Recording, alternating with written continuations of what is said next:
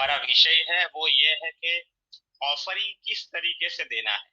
और उस पर हम फिलहाल पिछले सप्ताह से अभ्यास कर रहे हैं। ऑफरिंग किस तरीके से देना है उसमें कुछ हद तक हम सीख चुके हैं। बाइबल में हमें नए नियम में ऑफरिंग किस तरीके से देना है उसका एक पैटर्न मिलता है, उसका एक किस्म का नमूना देखने को मिलता है। और 3 पॉइंट हमने समझे थे। पहला पॉइंट ये है कि हमारी जो इनकम है वो इनकम के अनुसार हमें देना है। ओके, और उसका जो रेफरेंस था पहला कोरिन्थी 16वां अध्याय 2 पद।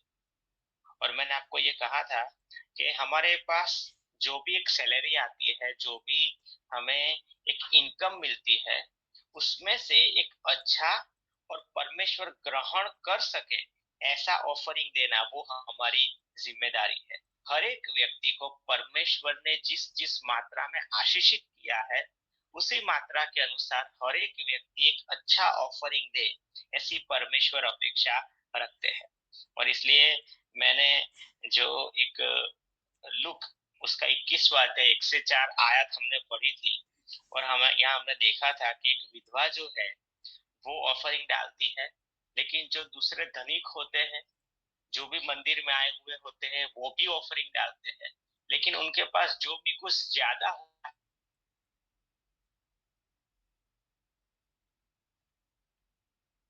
अच्छा और श्रेष्ठ ऑफरिंग देती है।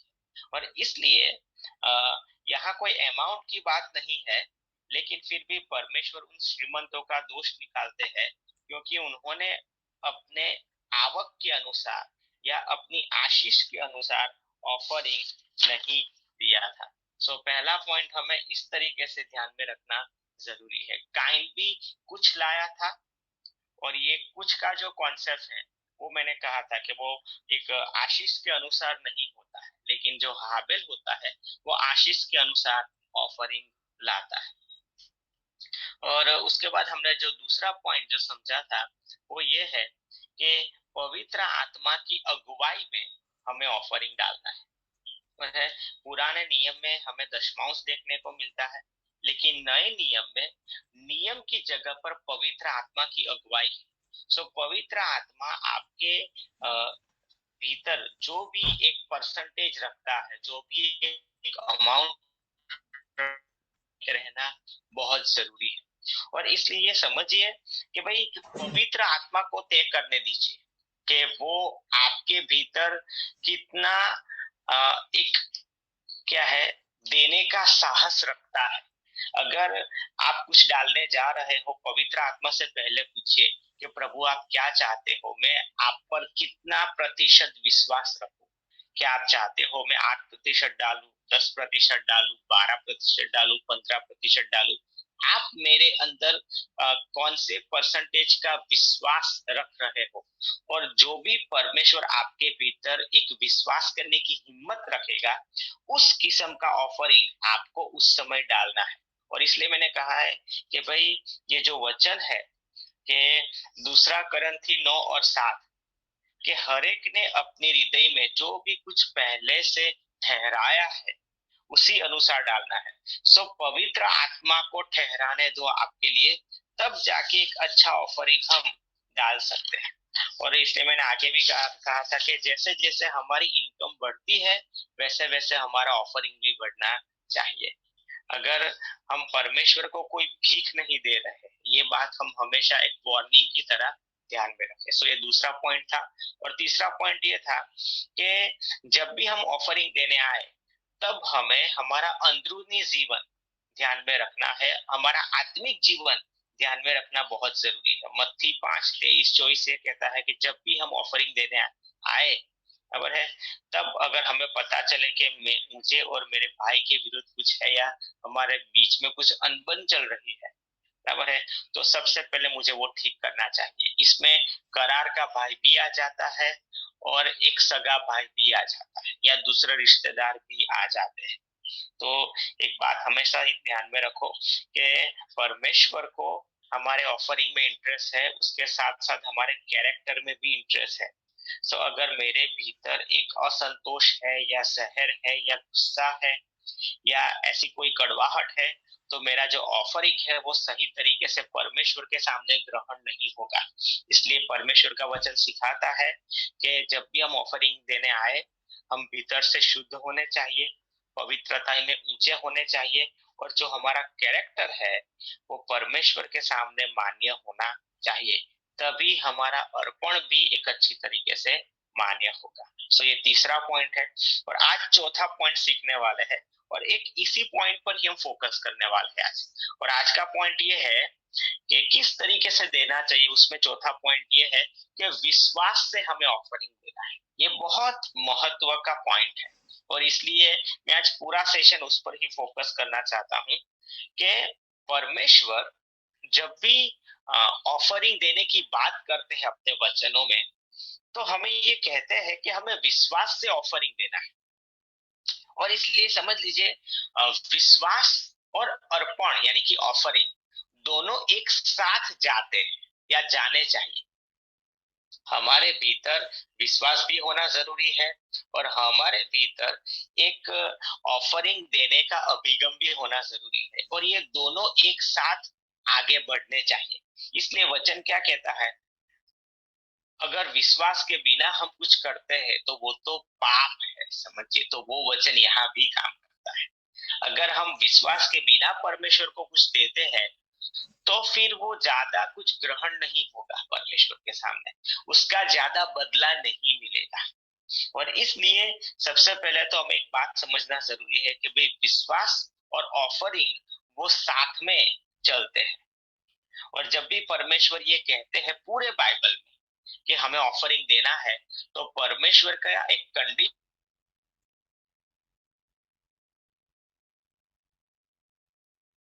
का जो भरोसा है उसमें से वो ऑफरिंग हमें देना है।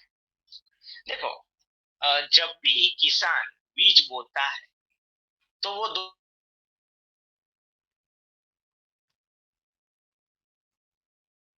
जमीन पर भरोसा करता है कि जो बीज वो जमीन में डालेगा, जमीन में कुछ ऐसी प्रक्रिया होगी जिसकी वजह से वो बीज अंकुरित होगा और उसमें से दाना निकलेगा, अंकुर निकलेगा। और वैसे ही समझ लीजिए कि बारिश आएगी और वो भी उसको सपोर्ट करेगी। तो जब भी किसान कुछ बोता है तो वो जमीन और बारिश पर विश्वास करके ही बोता है। और वैसे ही समझ लीजिए कि जब भी हम ऑफरिंग डालते हैं तो हमें भी परमेश्वर पर भरोसा करके ही ऑफरिंग डालना है। अगर कोई भी किसान को आप देखोगे तो एक आशावादी होगा, उसमें भीतर एक अपेक्षा होगी कि मैं जितना भी बो रहा हूँ उससे अच्छा काटूंगा। तो ये एक विश्वास के साथ, ये एक अपेक्षा के साथ, और ये एक ऐसे हकारात्मक अभिगम के साथ वो बोलता है। और वो ही माइंडसेट हमारा भी हो, वो बहुत जरूरी है। और ये भी समझ लीजिए कि भाई हमें हमारा विश्वास जो है वो कलीसिया या कलीसिया के अगुवे पर स्थिर नहीं करना है, यीशु मसीह पर स्थिर करना है। क्योंकि हम कलीसिया को नहीं दे रहे, हम जो है वो पास्टर को नहीं दे रहे हैं, हम एक तरीके से परमेश्वर को दे रहे हैं, क्योंकि हम परमेश्वर का आदेश का पालन कर रहे हैं।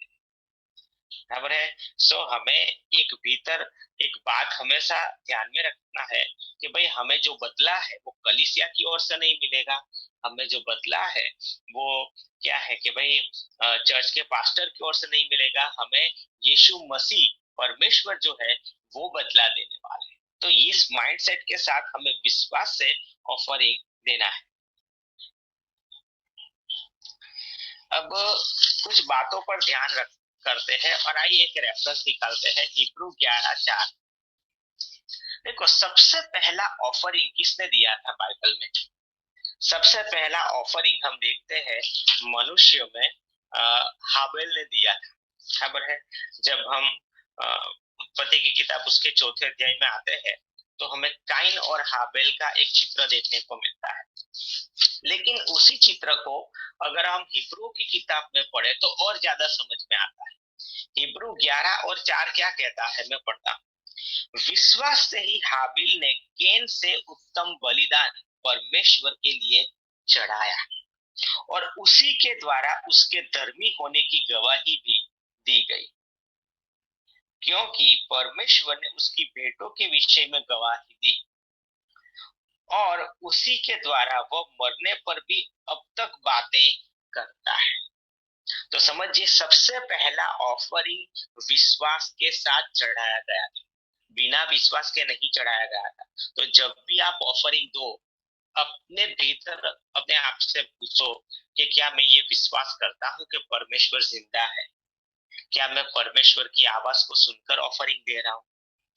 क्या मैं ये विश्वास करता हूँ कि मैं जो बोऊंगा वो ही मैं काटूंगा? ये विश्वास मेरे भीतर उस समय जिंदा होना चाहिए। समझिए, ये जो हाबेल था, उसके पास कोई नियम नहीं था, क्योंकि नियम तो मूसा के समय पर आया। उसके पास कोई आदेश नहीं था, उसके पास कोई पवित्र आत्मा की एक जिस तरीके से आज अगुवाई मौजूद है वैसे नहीं थी। तो उसने ये ऑफरिंग कैसे दिया? उसने ये ऑफरिंग विश्वास के साथ दिया। तो उसके पास कौन सा फोर्स था? विश्वास का फोर्स था। और इसलिए यहाँ बहुत अच्छी एक बात लिखी गई है, और उसी के द्वारा वह मरने पर भी अब तक बातें करता है। तो हमारा जो ऑफरिंग है वो भी अपने आप की एक गवाही बनाता है। और ये जो हाबेल था, समझ लीजिए कि उसने कितना दिया ये मायने नहीं रखता है, उसने कैसे दिया वो मायने रखता है। उसने विश्वास के साथ दिया। अगर आप 1,000 पाउंड देते हो बराबर, लेकिन विश्वास के साथ नहीं देते हो तो नहीं चलेगा। आप जितना भी दे रहे हो उसमें एक विश्वास होना बहुत जरूरी। बिना विश्वास के हम जो भी करते हैं, बाइबल कहता है वो पाप है। तो ये बात हमेशा ध्यान में रखिए। हाबेल ने विश्वास के साथ दिया, काइन ने बिना विश्वास के ऑफरिंग दिया। पहला जो हमें ऑफरिंग देखने को मिलता है उसमें भी एक विश्वास का जिक्र आता है। उसके बाद हम इब्राहिम का ऑफरिंग देखते हैं। तो समझ लीजिए कि इब्राहिम जब दशमांश देता है, तो उस समय भी दशमांश का नियम नहीं था, क्योंकि दशमांश का नियम तो मूसा के समय पर आता है और मूसा से इब्राहिम पहले आता है। तो यहाँ भी इब्राहिम के पास कोई नियम नहीं था, आदेश नहीं था, पवित्र आत्मा नहीं था, लेकिन उसने कैसे ऑफरिंग दिया? उसने भी वो जो टाइप था वो एक विश्वास के साथ दिया। तो नए नियम में यीशु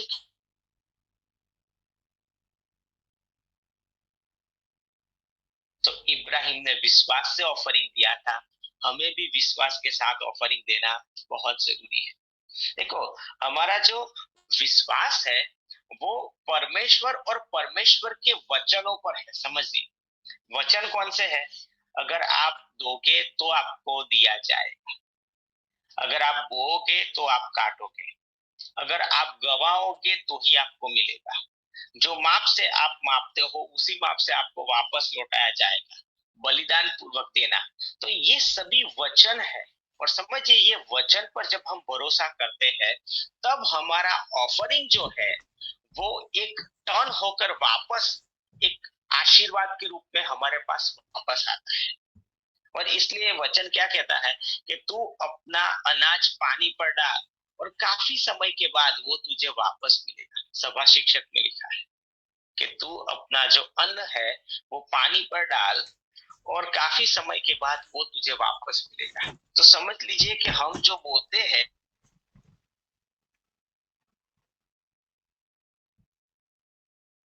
मिलने वाला नहीं है। अब मैं आज के बाद, आज जब मैं थोड़ा सोच रहा तो एक बात पर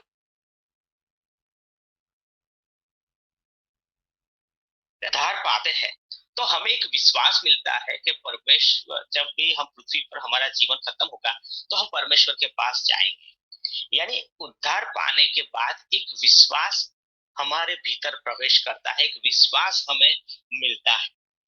अब वैसे ही अलग अलग जो पड़कार है, अलग अलग जो विषय है, उस पर हमारा विश्वास हमें डेवलप करना पड़ेगा। यानी कि समझ लीजिए कि अगर आप में से कोई बीमार है तो उसे खुद ये विश्वास प्राप्त करना पड़ेगा कि परमेश्वर मुझे बीमारी में से चंगाई देंगे। सिर्फ वो उद्धार पाया हुआ है इसलिए वो बीमारी में से चंगाई प्राप्त नहीं करेगा। उसके पास बीमारी में से चंगा होने का खुद का विश्वास होना चाहिए। वैसे ही अगर किसी के पास पवित्र आत्मा नहीं है तो वो उद्धार पाया हुआ है इसलिए ऑटोमेटिकली पवित्र आत्मा का बपतिस्मा हो जाएगा, ऐसा मत मान लो। उसके पास उसका विश्वास होना चाहिए कि परमेश्वर मुझे वचन के अनुसार पवित्र आत्मा का बपतिस्मा देंगे। अगर किसी को संतान नहीं है, समझ लीजिए, तो फिर वो उद्धार पाया हुआ है पति पत्नी तो संतान हो जाएगा, ऐसा नहीं है। उसके उन लोगों के पास भी एक विश्वास होना चाहिए कि प्रभु हमें एक संतान देंगे।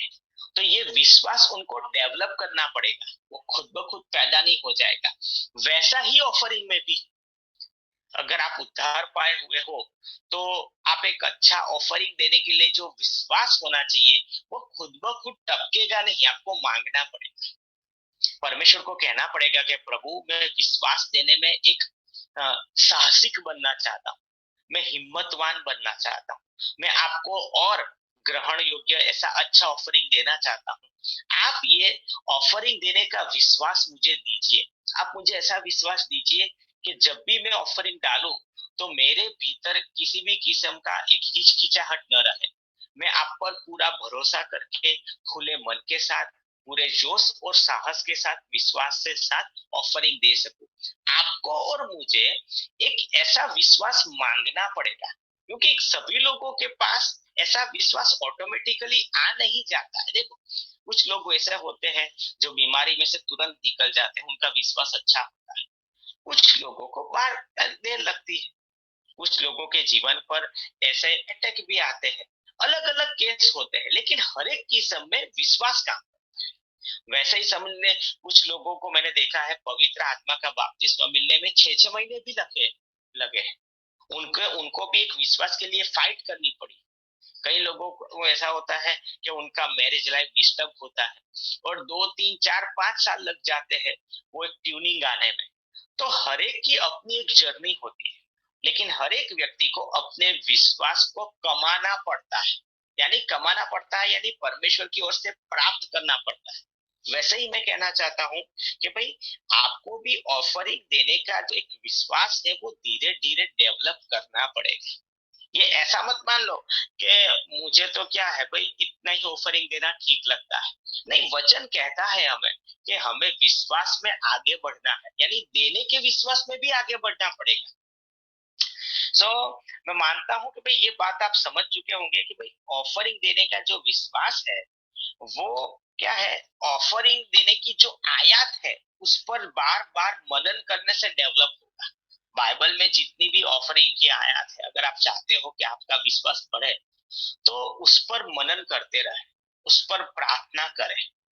समझ लीजिए उसके बाद जब भी परमेश्वर आपके भीतर जो भी अमाउंट कहे आपको ऑफरिंग देने के लिए, उस समय डाल दो। जब भी विश्वास की ओर से एक प्रेरणा आती है उसको रिस्पॉन्स दो, और जब आप रिस्पॉन्स दोगे उस समय ऑफरिंग डाल दोगे तो वो बात आप एक अच्छी तरीके से बोने वाले बनोगे और आपको अच्छी आशीष भी मिलेगी। क्योंकि हम जो, और ये आशीष जरूरी नहीं है कि वो पैसों में ही हो, वो किसी न किसी रूप में एक आशीर्वाद के तौर पर आपके पास वापस आएगी। देखो जमीन में हम जो भी बोते हैं, समझ लीजिए जमीन में हम जो भी बोते हैं वो जो है वो एक रिटर्न की तौर पर आता है।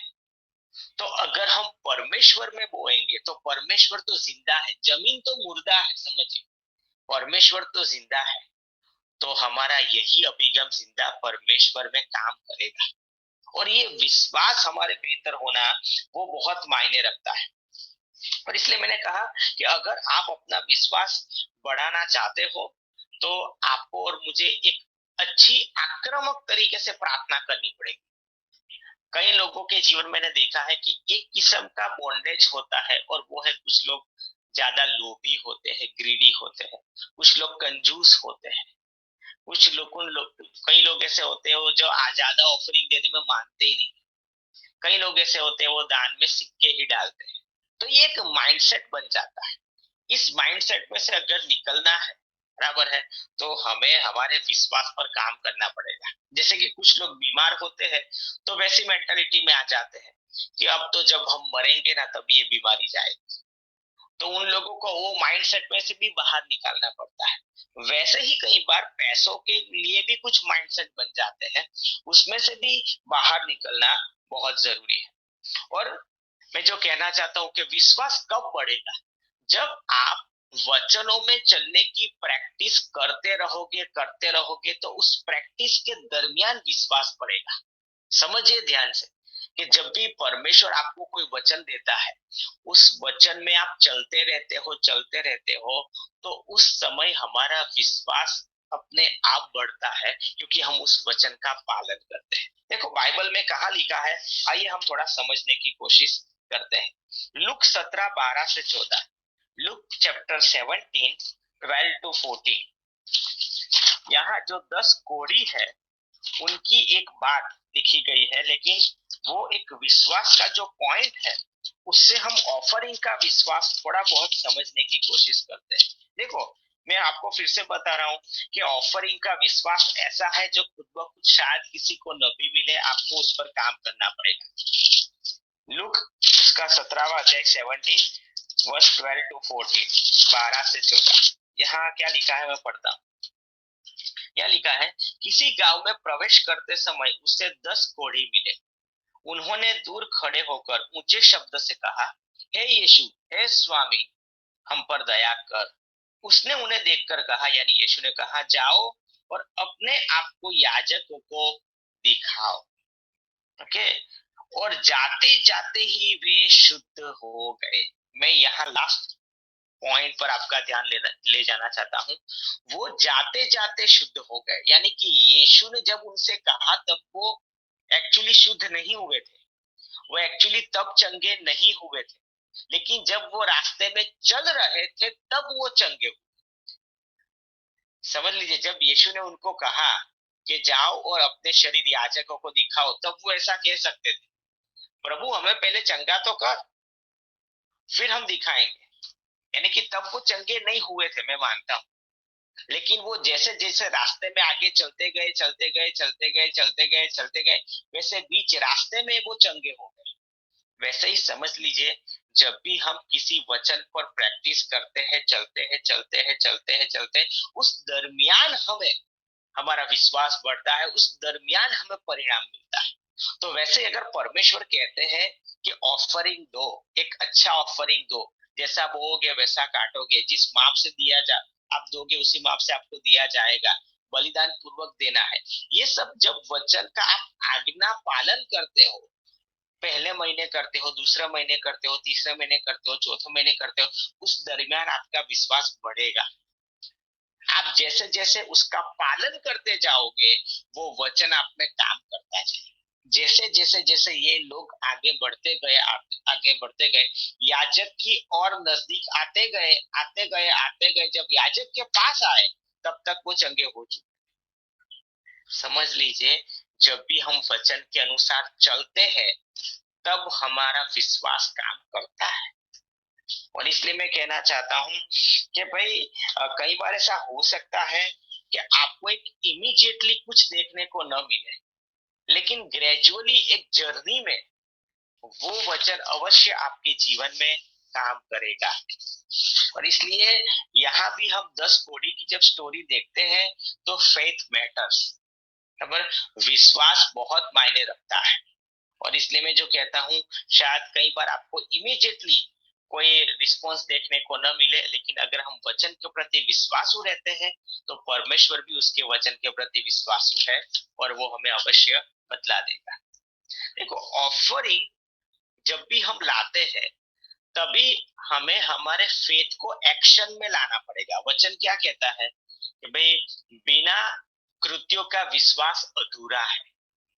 याकूब के पत्र में लिखा है ना, बिना कृत्यों के हमारा विश्वास अधूरा है, करनियो वगरनो विश्वास अधूरो है। यानी कि जब भी हम ऑफरिंग देने की सोचते हैं तो उसका कोई मतलब नहीं है। कोई ऐसा कहता है कि मैं सोचता हूं अच्छा ऑफरिंग दूं, यानी कि ये तो एक सोच है, आपका एक्शन कहाँ है?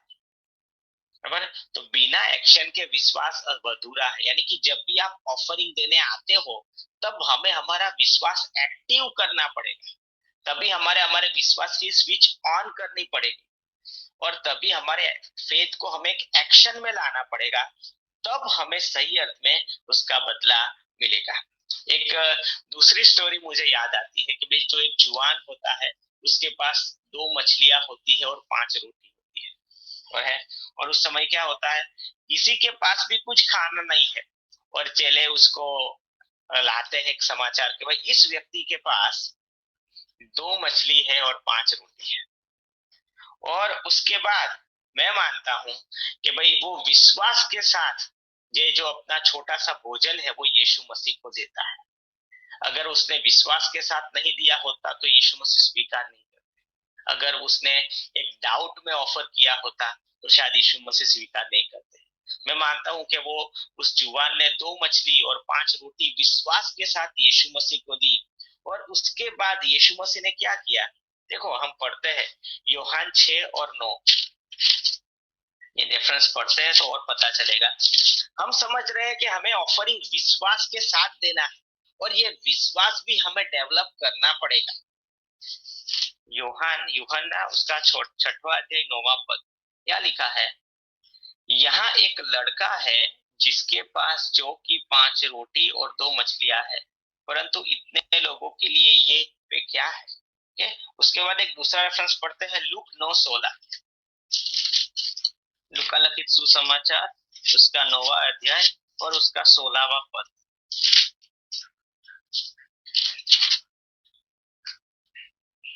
यहाँ लिखा है, तब उसने वे 5 रोटियां और 2 मछलियां ली, यानी कि यीशु ने ली, और स्वर्ग की ओर देखकर धन्यवाद किया और तोड़ तोड़ कर चेलों को देता गया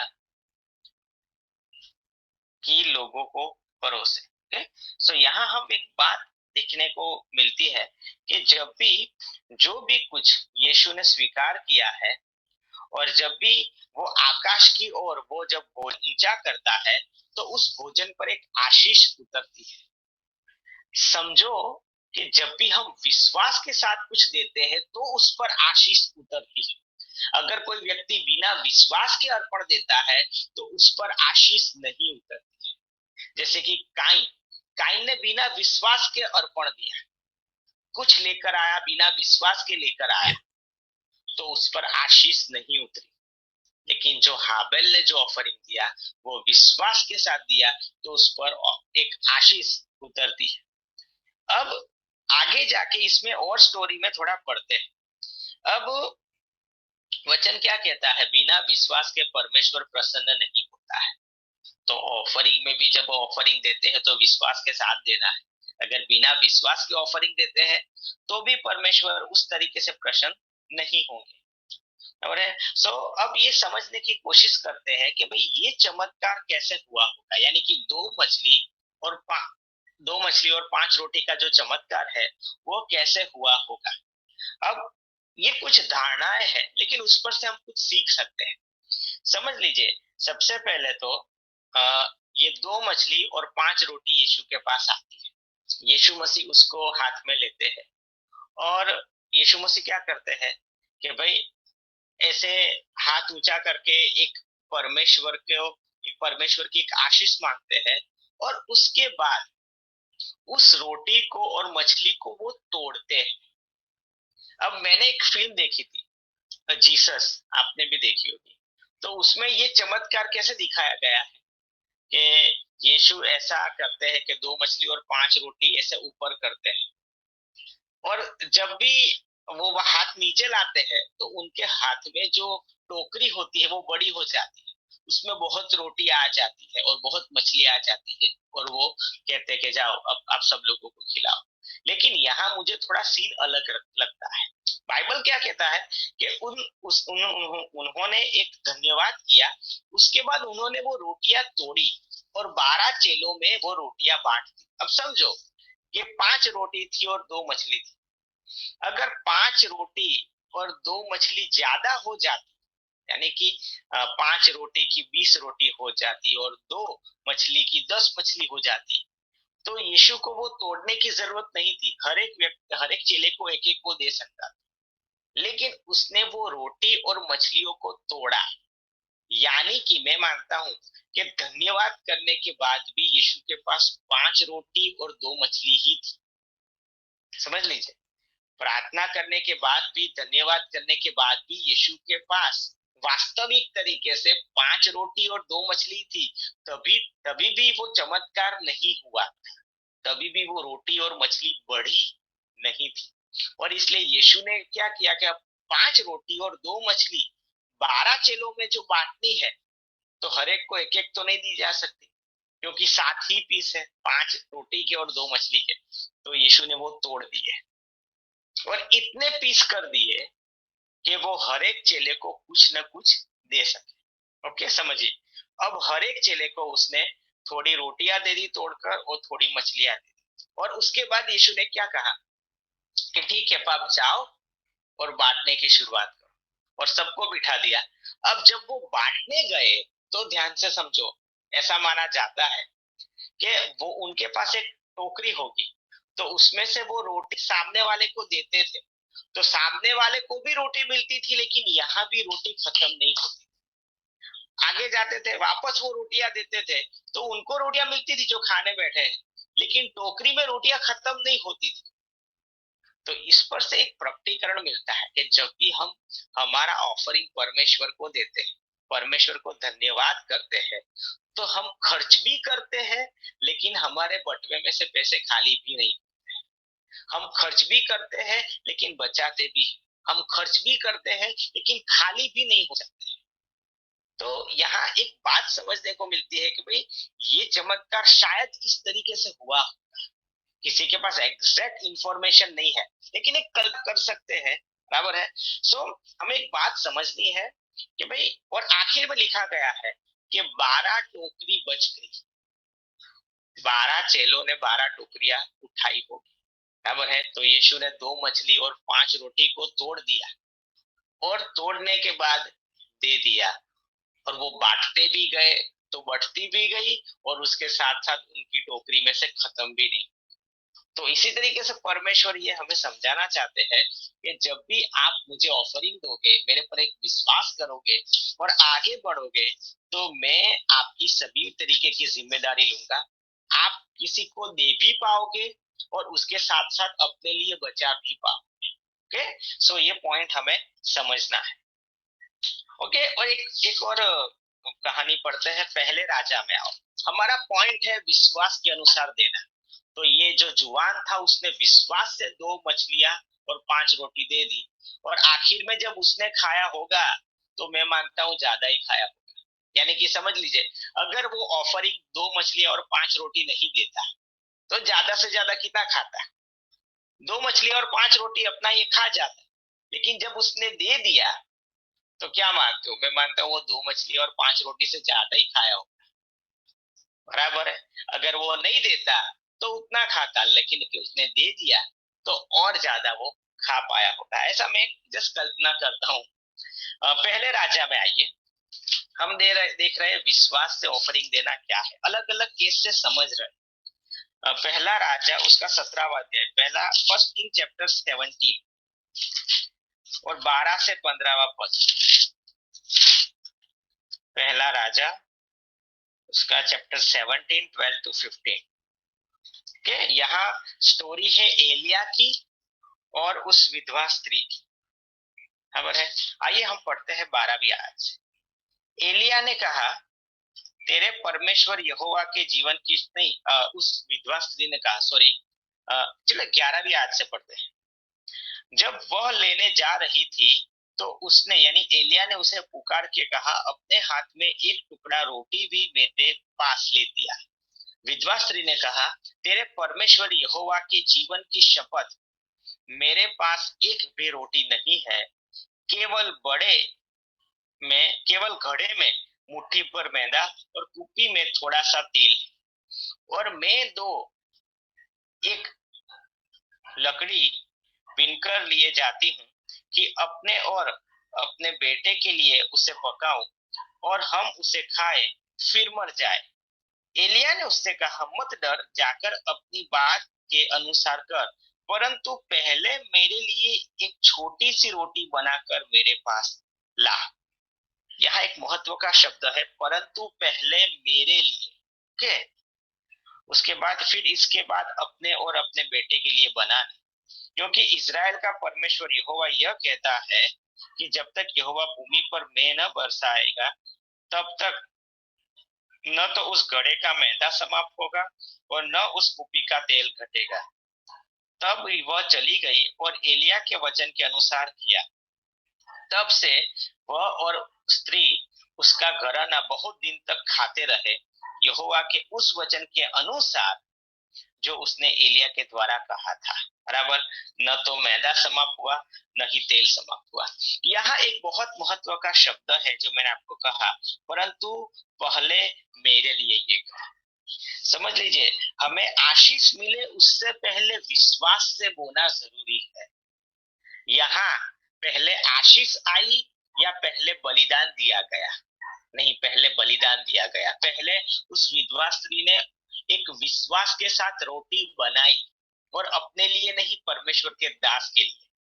कई बार हमें ये समझने को मिलता है कि जब भी हम एक आशीष प्राप्त करना चाहते हैं उसके पहले एक ऐसा समय आता है जहां हमें विश्वास के साथ परमेश्वर का हिस्सा परमेश्वर के लिए अलग करना है। और जब हम वो विश्वास के साथ करते हैं उसके बाद हमें आशीष मिलती है। तो इसलिए यहाँ ये वचन आ चुका था, समझ लीजिए, लेकिन वचन से पहले एक क्या है, विश्वास का कदम उठाना जरूरी था। तब वो विश्वास का वचन कार्यशील बन गया, तब वो उस विश्वास के वचन में से एक आशीष निकली। और क्या हुआ कि उसने पहले एक रोटी बना दी, और जैसे ही उसने एक रोटी बनाई और वो एलिया के पास लाई, क्या हुआ, परमेश्वर ने वो जो मैदा था और वो कुपी में जो तेल था उसमें एक ऐसा अनुग्रह डाल दिया, एक ऐसा अनुग्रह डिपॉजिट कर दिया। समझ लीजिए कि आप उसको जितना भी इस्तेमाल करो वो खत्म नहीं होता है।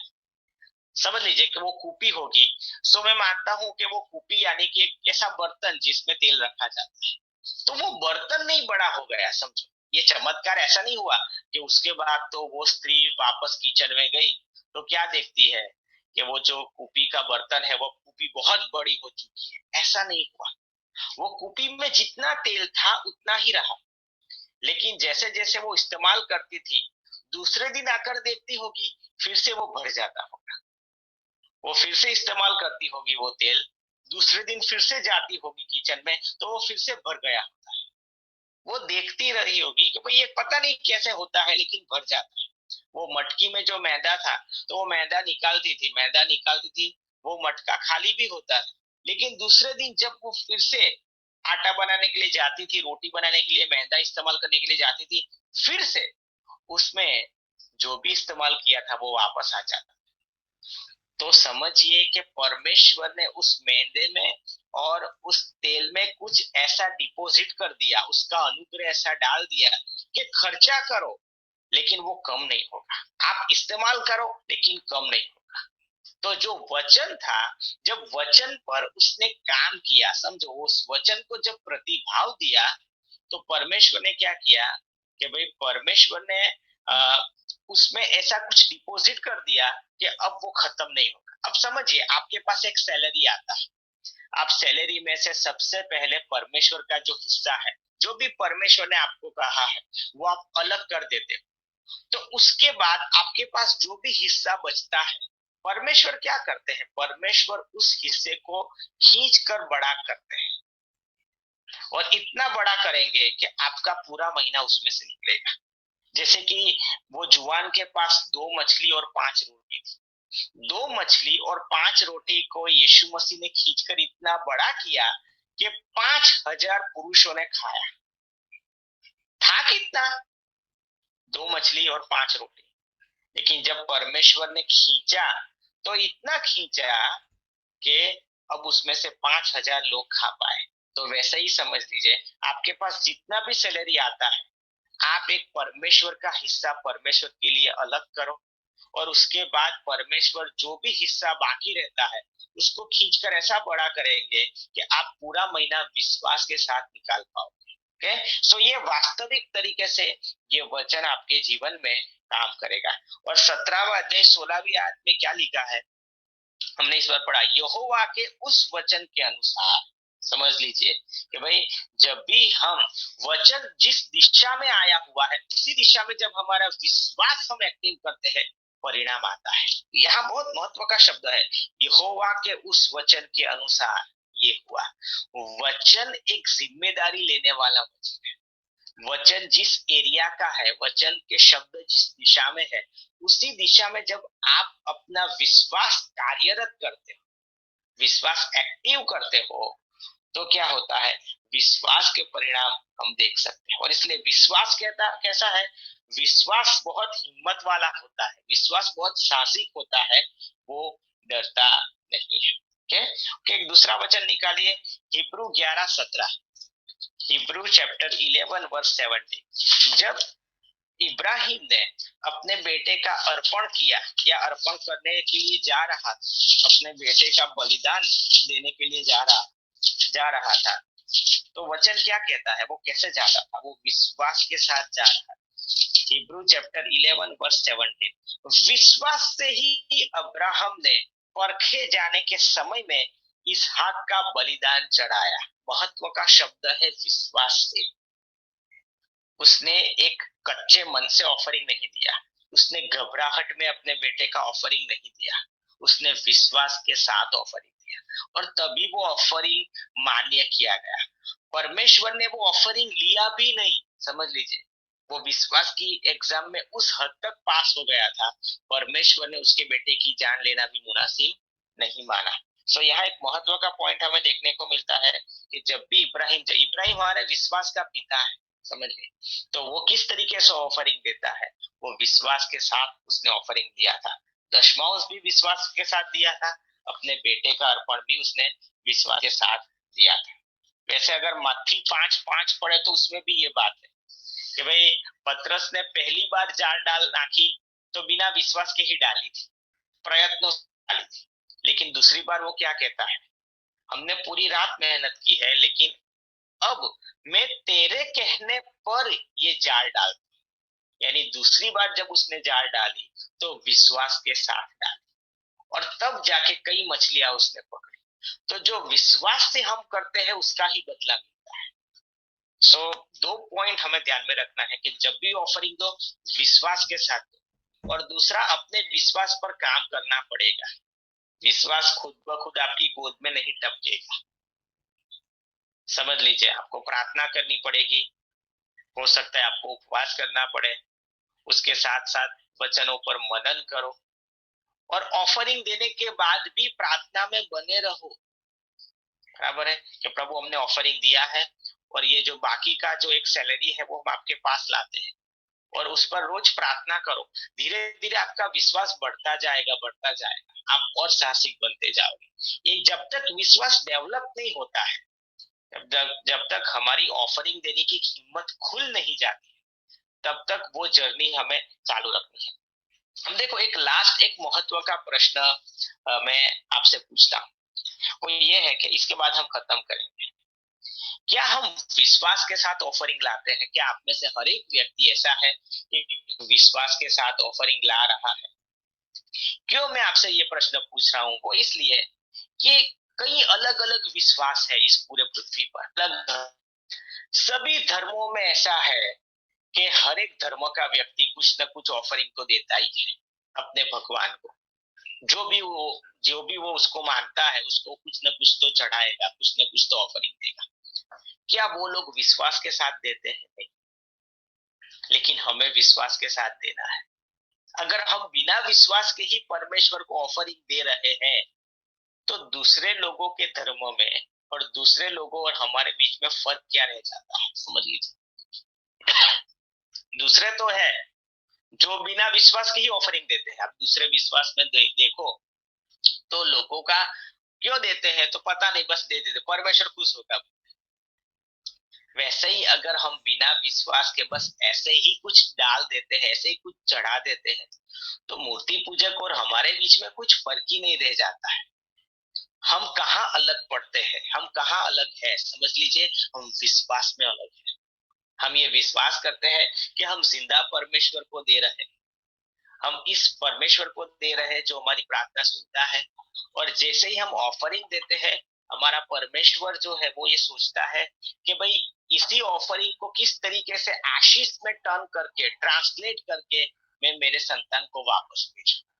समझ लीजिए। सो एक बात हमेशा ध्यान में रखिए कि और लोग भी ऑफरिंग देते हैं लेकिन बिना विश्वास के ही देते हैं, और वैसे ही अगर हम भी बिना विश्वास के दे रहे हैं तो हमारे में और दूसरे मूर्ति पूजकों में कोई फर्क नहीं रह जाता। इसलिए हमारी ये जिम्मेदारी है कि जब भी हम ऑफरिंग दे, एक विश्वास के साथ दे, तभी एक सही तरीके से हमारा जो ऑफरिंग है उसका मीनिंग कंप्लीट। बिना ऑफरिंग के परमेश्वर को कुछ भी मान्य नहीं, सॉरी, बिना विश्वास के परमेश्वर को कुछ भी मान्य नहीं है। ओके, आइए हम प्रार्थना करते हैं। हालेलुया। परमेश्वर पिता, इस समय हम आपके पास आते हैं, आपका धन्यवाद करते हैं क्योंकि प्रभु आपने हमें विश्वास दिया है, आपने हमें एक समझ दी है, आपने हमें पवित्र आत्मा दिया है और गवाही भी दी है। प्रभु आज हमने पढ़ा कि आपकी ये इच्छा है कि हम विश्वास के साथ ऑफरिंग दें। वचन भी ये कहता है कि हम विश्वास के साथ होए। आप नहीं चाहते हैं कि हम शक में या डर में या हिचकिचाहट के साथ ऑफरिंग दें। आप ये चाहते हैं कि जैसे ही प्रभु आप बड़े परमेश्वर हो, आपकी बड़ी शख्सियत पर विश्वास करके हम ऑफरिंग दें। हमारी प्रार्थना है कि प्रभु हमारे में से जो भी व्यक्ति है जो ऑफरिंग देने में कहीं ना कहीं फंसा हुआ है, रुका हुआ है, एक तरीके से शैतान ने शायद उसके मन को बांध दिया है, किसी न किसी तरीके से शैतान ने उसके मन में कुछ ऐसी बात डाल दी है जिसकी वजह से वो पूरी तरीके से हिम्मत और साहस को बटोर नहीं सकता है। तो प्रभु आज इसी समय पर प्रभु हम आपका अनुग्रह उस व्यक्ति पर विशेष तरीके से कबूल करते हैं। प्रभु जिस तरीके से हाबिल के पास जो एक हिम्मत थी, साहस थी, भरोसा था, इब्राहिम के पास जैसी प्रभु एक अनुग्रह था, प्रभु वैसा ही अनुग्रह, वैसी ही हिम्मत, वैसा ही एक साहस हम हमारे लिए मांगते हैं। हम प्रार्थना करते हैं कि प्रभु हम दूसरे लोगों की तरह जस्ट ऐसे ही कुछ देने वाले न बने बिना विश्वास के, लेकिन हम विश्वास के साथ प्रभु एक ग्रहण योग्य और अच्छा ऑफरिंग आपको दे सके। प्रभु हमारी प्रार्थना है कि प्रभु हम आपको और प्रभु टेस्ट कर पाए, और इसलिए प्रभु आप हमारे साहस को खोलिए, हमारी हिम्मत को बढ़ाइए। और प्रभु जितने भी लोग आए हुए हैं, हमारी यही प्रार्थना है कि प्रभु आप उनके साथ एक बात कीजिए, उनके विश्वास को प्रभु आप और जिंदा कीजिए, उनके विश्वास को एक नया धक्का मिले, उनके विश्वास को एक नया उत्तेजन मिले। और हमारी यही प्रार्थना है कि प्रभु हम में से हर एक व्यक्ति अपने ऑफरिंग के द्वारा आपको प्रसन्न करने वाला बने, ऐसा होने। प्रभु जैसे उस जुआन ने, उसके पास जो भी था वो देने का एक साहस बटोरा, हमारे पास भी जो है हम पहले आपको देने वाले बने, और बाकी का जो भी है उसके लिए हम आप पर भरोसा करने वाले बने, और इस तरीके से एक आत्मिक तरीके से हमारा विश्वास हमारे भीतर वृद्धि पाए। यह प्रार्थना कर हम सभी अपने आप को आपके हाथों में रखते हैं, यीशु मसीह के नाम में मांगते हैं, आमीन।